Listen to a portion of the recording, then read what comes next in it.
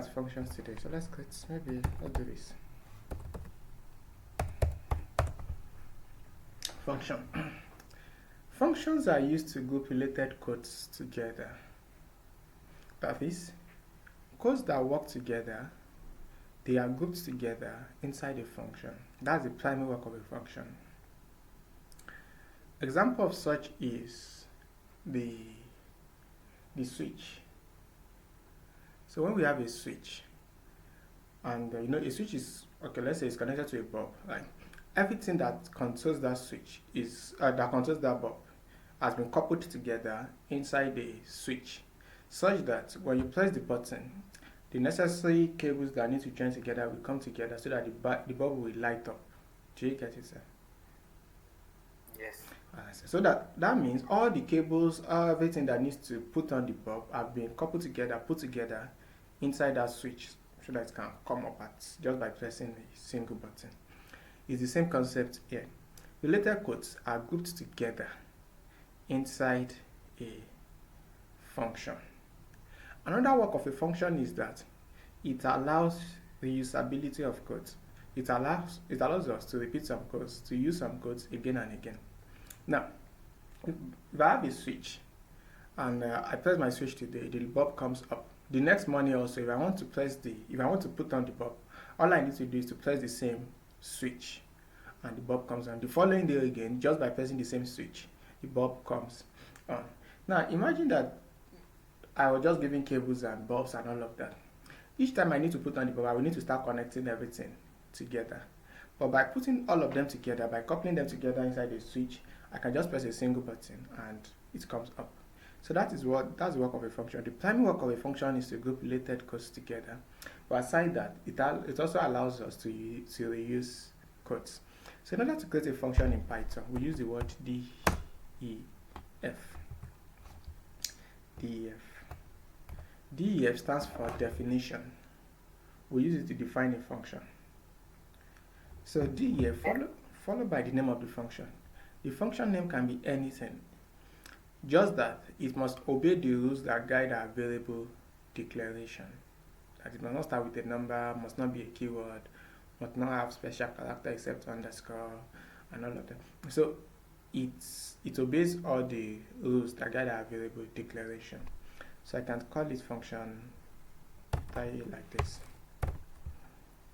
Then I'll put parentheses at the front. Then I'll put a colon like this. So this is how we create a function.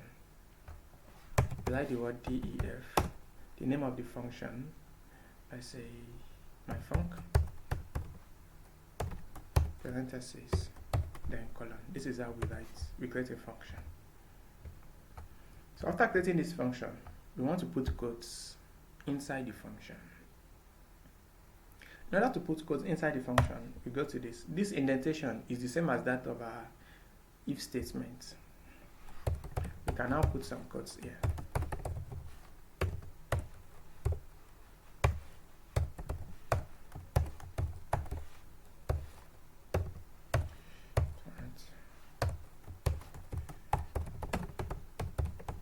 So these are the three codes inside this function.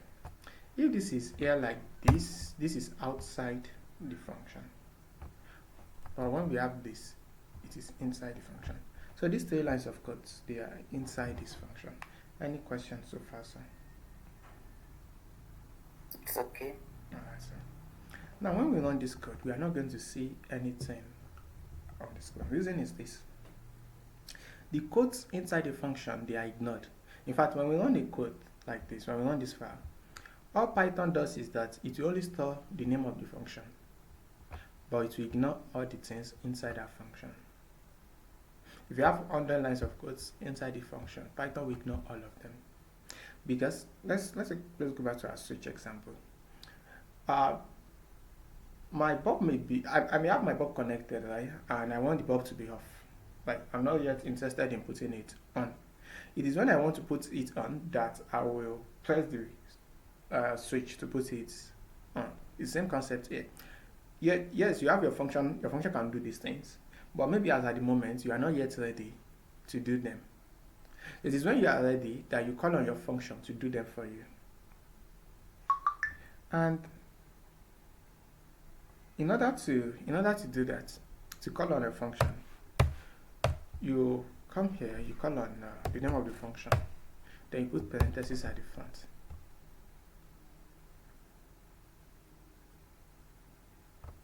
So by doing this, what you are doing is that you are calling on the function so that the codes inside the function can be executed. So when you run this code, Python will read this line, this first line, but it will ignore everything here. When it gets here and it sees that we call on the function, it will go back now and run the codes. Yeah. Do you get it, sir? Yes. Alright, sir. So let's run the codes together. We come here, we say Python function .py. That's why we have these codes. Yeah. If I want to run the codes again, all I need to do is to call on the function again. It will go back again and run the codes.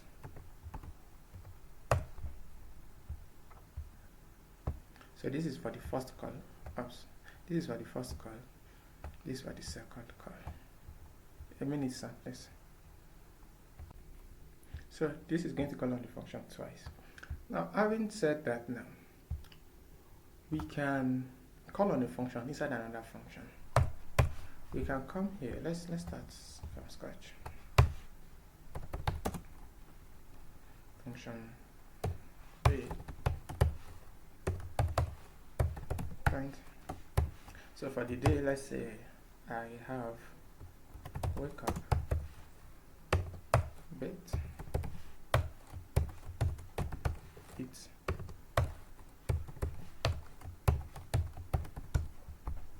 So here is function day. If I run this code, what am I going to see, sir?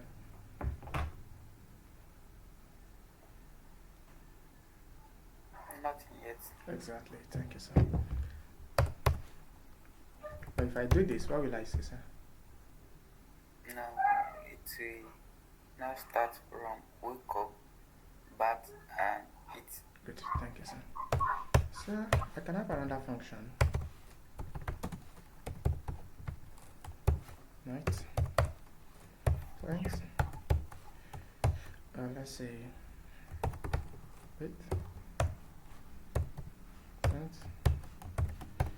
Eat. Thanks. Okay, maybe eat first. Eat. Good. And sleep.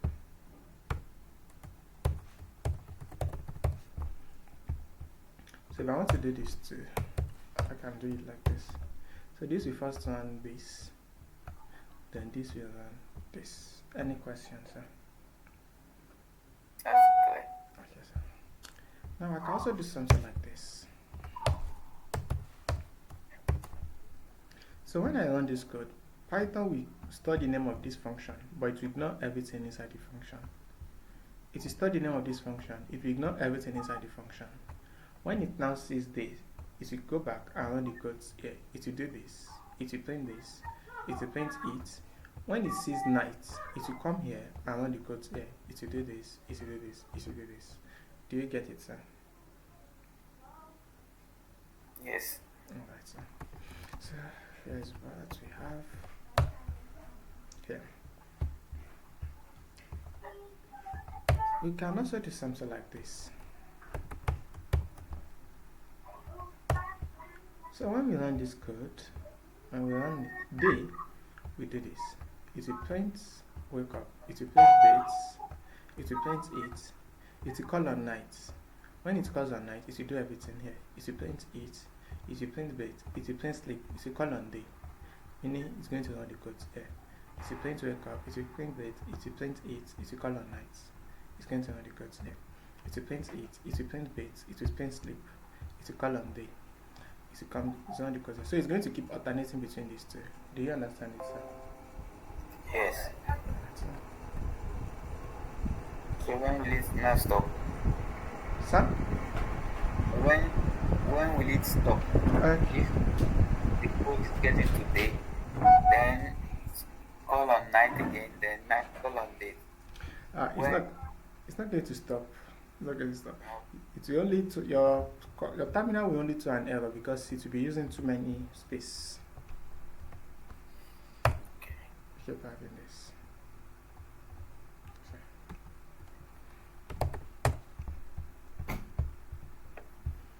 So this is it. We can also do something like this.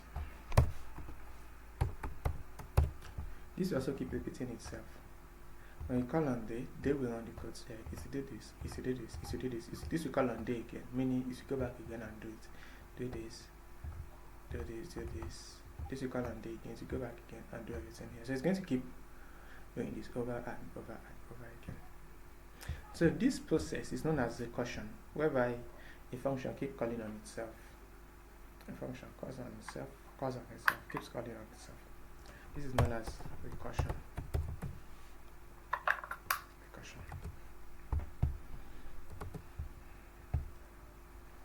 Okay, so let's look at an example together. I'm going to build a simple calculator, then we see how the function can help us to build it efficiently, and then I'll give an assignment and it's. So let's say we have a calculator, print calculator example.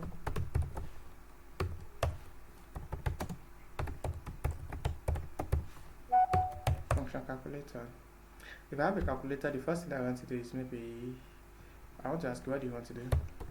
Print, what do you want to do? Then maybe addition, subtraction, division, multiplication.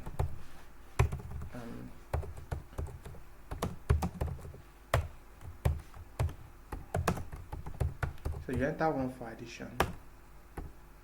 I can change this here to select one below.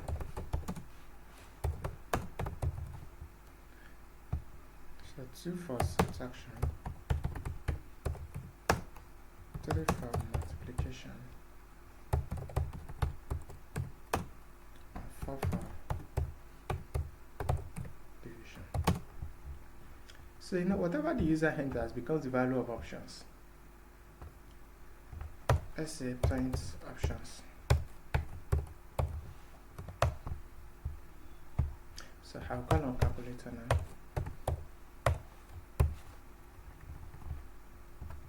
And we run the codes together.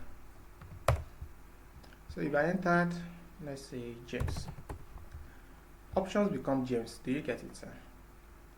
Yes. So if the user entered 1, of course option will be 1. Whatever the user enters become option. Now I believe that if the user sees this 1 for addition, 2 subtraction, 3 multiplication, 4 for division, we expect the user to type 1 or 2 or 3 or 4. We don't expect the user to type anything outside this 4. But then we must also prepare for that. Even though we don't expect the user to, but we know users can be funny. Right? The user can type something like this. So we must prepare for that. So a second, please. Let me quickly check this.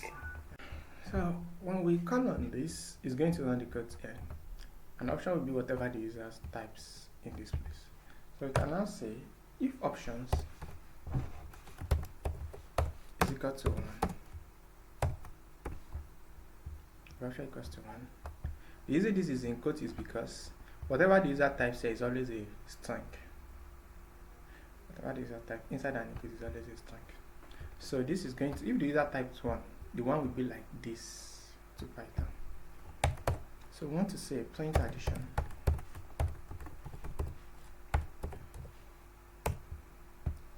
So I just copy, paste, print subtraction.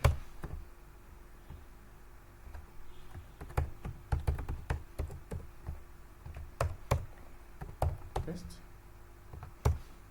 print multiplication,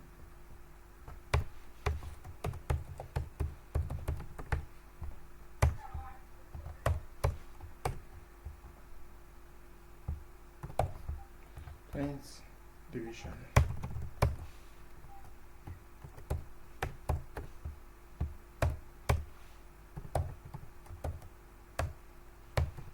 Print. So if the user type anything aside 1, 2, 3, 4, just print invalid inputs. Let's see if that is working. 1 is going to be addition. Good. 4 will be. Why is 4 not printing division? Oh, this is 1. This is 4. 4 will be division. Good. Any other thing will be invalid input. Any questions so far, sir? Alright, so now this addition part, let's first undo this part. We want to, like I said, the essence of the function is to group related codes together. So the codes that handle addition will be grouped together inside function addition. Let's create that. Def addition. We're going to tell the user to enter the first number. First number equals to input. Enter the first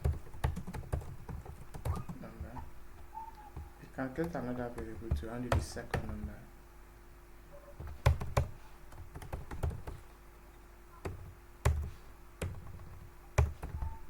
So you say enter the second number.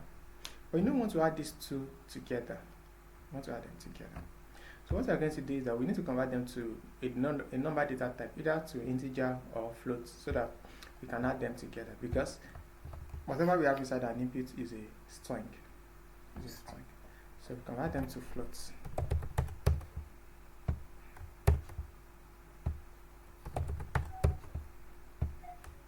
So we can have a variable for results equals to first num plus second num. We can now say print results.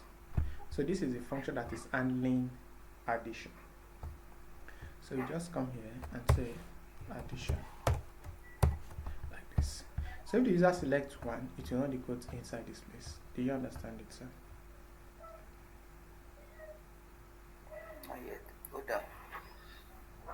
Did you go to change this addition to? Yeah, it was like this before. Print addition. Print addition. Mm-hmm. So, Yes. So now, So did you change? I now change it to the name of the function addition. The name here, I put parentheses at the front. Do you get it, sir? Yes.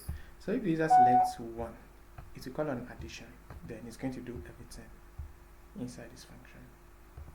So for subtraction is also similar. So just copy everything here.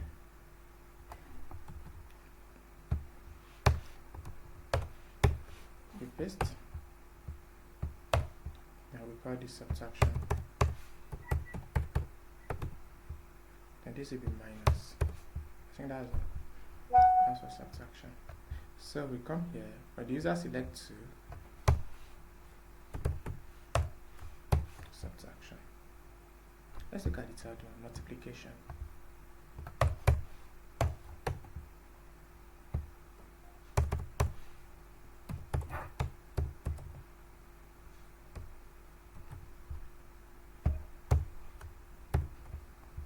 So next, and the last one, division.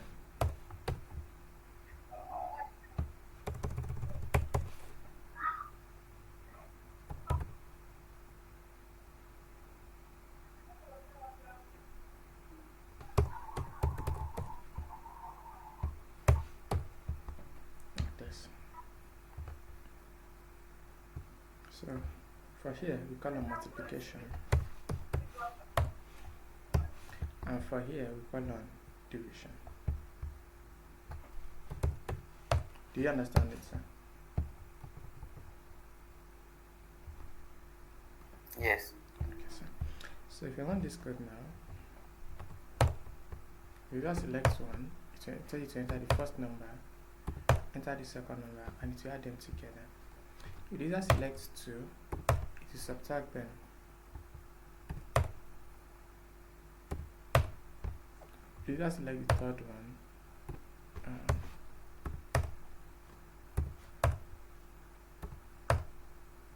and we just select the last one.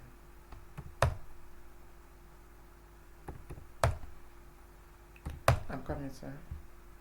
Let me check for this. So here's our multiplication table. Now, assignments. Here's how the assignments will look like. Now, here is it. If I run this code now, 1 for addition, 2 for subtraction. Let's say we want to do multiplication. I'll select 3. So I have to enter my first number. I'll enter the second number. Now, when it is done, you can see that it's asking me this question: do you want to calculate another thing? 1 for yes, 2 for no. If I select 1, that means I want to calculate another thing. I'll type 1 like this. Select 1 below. Addition, subtraction, multiplication, division. Now I can pick any of them. I can pick 4. When it's done again, it's asking me, do you want to calculate another thing? 1 for yes, 2 for no. I can do another thing again. As long as I select 1, it will keep bringing it. Do you want to calculate another thing? Now, if I select 2 here, meaning no, it will stop. Bye. That's the end. Now, here is how this now relates to your task. The last assignment, you displayed some text based on the score of the user. Now, when you are done, you want to ask the user that do you want to calculate for another, or do you want to check another score? So the user selects 1 for yes, 2 for no. You do that select yes, that is 1. You want because again, you ask the user to enter the score, then you display the right text. Now the user should select 2, which is no, that will be the end of the program. So just say bye, and that will be the end. So once you are done calculating, you ask the user if the user wants to calculate again. If the user selects yes, then you run it again. If the user selects no, then you terminate the code. Do you understand, sir?